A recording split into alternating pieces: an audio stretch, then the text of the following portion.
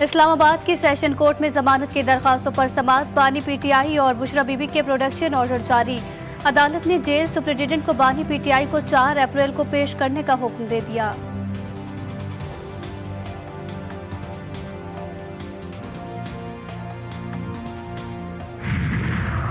فوجی عدالتوں میں سویلنس کا ٹرائل کالعدم قرار دینے کے خلاف دائر اپیلیں واپس لینے کی استدعا۔ کے پی حکومت کے وکیل نے صوبائی کابینہ کی قرارداد عدالت میں پیش کر دی۔ وکیل کے پی حکومت بولے انٹرا کورٹ اپیلیں واپس لینا چاہتے ہیں، مناسب ہوگا کہ اپیلیں واپس لینے کے لیے باضابطہ درخواست دائر کریں۔ عدالت کی ہدایت، سپریم کورٹ میں کیس کی سماعت 28 مارچ تک ملتوی۔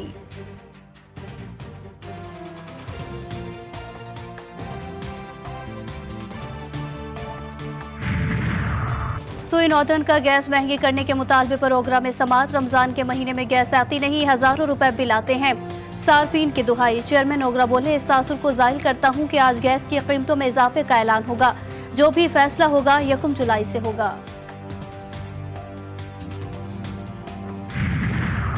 منسٹری میں بھی ہر چیز بکتی ہے، ادارے اندر سے کھوکھلے ہو چکے ہیں، جائز کام کے لیے پیسے دینا پڑتے ہیں۔ وفاقی وزیر برائے سمندر پار پاکستانی اس پٹ پڑے۔ پریس کانفرنس میں چودھری صالح حسین نے شکوہ کیا، گورنر پنجاب کے فیصلے پر برہم سے مشاورت نہیں کی۔ سینٹ میں محسن نقوی کو سپورٹ کرنے کا اعلان۔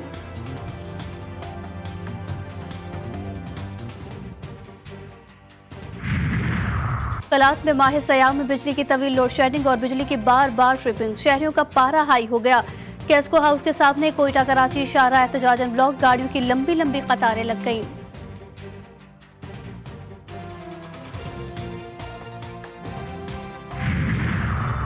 اور ماحولیاتی قوانین میں تبدیلی، سندھ ہائی کورٹ میں چیلنج۔ عدالت نے صوبائی حکومت اور سندھ انوائرنمنٹ پروٹیکشن ایجنسی اور فریقین سے 3 ہفتوں میں جواب طلب کر لیا۔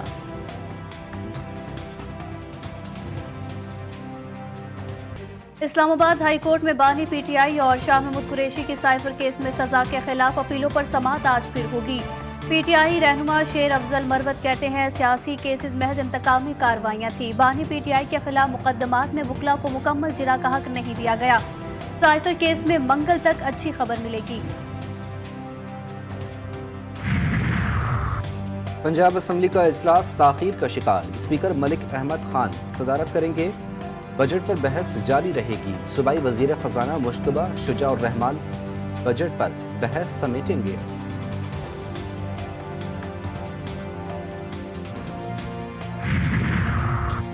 وزیر اعلیٰ پنجاب مریم نواز سے وفاقی وزیر خزانہ محمد اورنگزیب کی ملاقات۔ وزیر اعلیٰ کو منصب سنبھالنے پر مبارکباد۔ مریم نواز نے کہا کہ مل جل کر پاکستان کو معاشی مشکلات سے نکالیں گے۔ وفاقی وزیر خزانہ سے معاشی بہتری کے لیے عوام دوست فیصلوں کی توقع ہے۔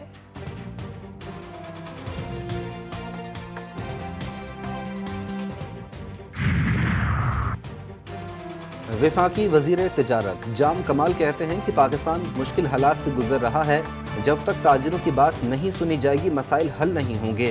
پی ڈی ایم حکومت کا موجودہ حکومت کے ساتھ موازنہ درست نہیں، پیپلز پارٹی کے قائدین کو وفاقی کابینہ میں شامل ہونے پر قائل کریں گے۔ وفاقی وزیر کی مزار قائد پر حاضری کے بعد میڈیا سے گفتگو۔ سینٹ انتخابات کے لیے کاغذات مسترد اور منظوری کے خلاف اپیلیں۔ پی ٹی آئی رہنما اعظم سواتی پشاور ہائی کورٹ پہنچ گئے۔ کیپٹن صفدر نے اعظم سواتی کے کاغذات پر اعتراض کیا تھا۔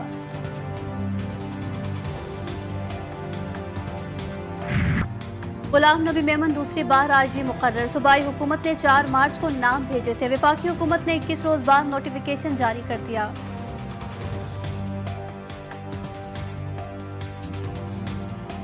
لاہور میں عربی رسم الخط والا لباس پہنی خاتون پر حملہ، کیس کے 3 ملزمان ضمانت منظور۔ لاہور کی انسداد دہشت گردی عدالت نے محمد ندیم، عادل سرور اور التمش ثقلین کو 1 لاکھ روپے کے مچلکوں کے عوض رہا کرنے کا حکم دے دیا۔ پولیس نے مولانا علیم الدین شاکر اور خالد شہنشاہ کو بے گناہ قرار دے دیا۔ جس ماہی گیر کے ہاتھ سوا مچھلی لگ جائے اس کے وارے نیارے، جال میں سوا مچھلی پھنس جائے تو ماہی گیر راتوں رات کروڑ پتی بن جاتے ہیں۔ آخر اس کی وجہ کیا ہے بتائیں گے آپ کو اسی بلیٹن میں۔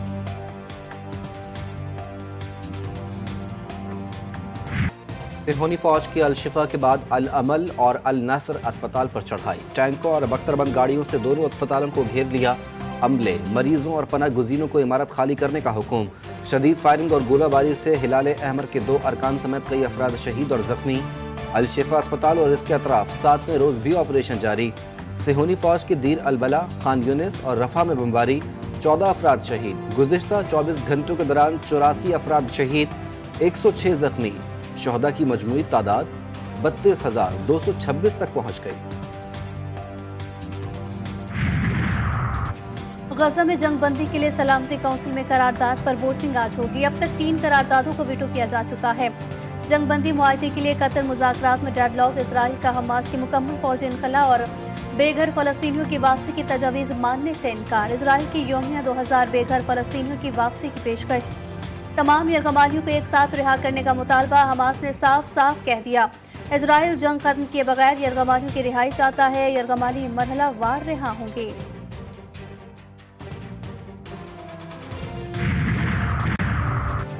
قومی کرکٹر کا T20 فزیکل فٹنس کیمپ کل سے کاکول اکیڈمی میں شروع ہوگا۔ فٹنس کیمپ میں بابر اعظم، محمد رضوان، سائم ایوب، فخر زمان، صاحبزادہ فرحان سمیت 29 کھلاڑی شامل۔ کیمپ میں کھلاڑیوں کو آنے والی سیریز اور ٹورنامنٹ میں شامل کیا جائے گا۔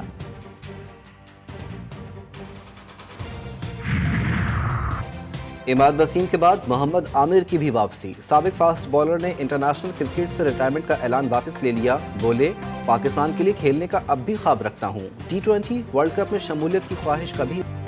جی ٹی وی نیوز کی سب سے بڑی ٹرانسمیشن۔ عرفان رمضان میں لاطینیت اور مذہب سے بیزاری کا نوجوانوں میں تیزی سے بڑھتا رجحان، اسباب اور سدباب۔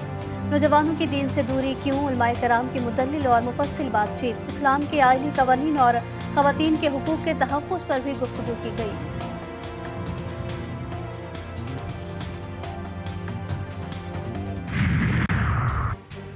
سعودی حکومت کا مسجد الحرام میں اعتکاف کرنے والوں کی تعداد دگنی کرنے کا اعلان۔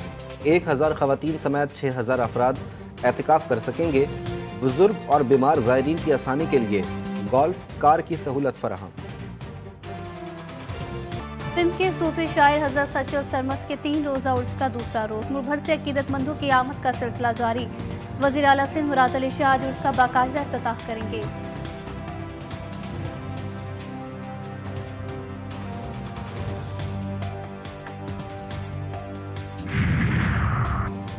سال کا پہلا جزوی چاند گرہن جاری۔ چاند گرہن صبح 9:53 پر شروع ہوا، جو دوپہر 2:32 تک جاری رہے گا۔ پاکستان میں نظارہ ممکن نہیں، امریکہ، آسٹریلیا، افریقہ، شمالی اور مشرقی ایشیا میں نظر آئے گا۔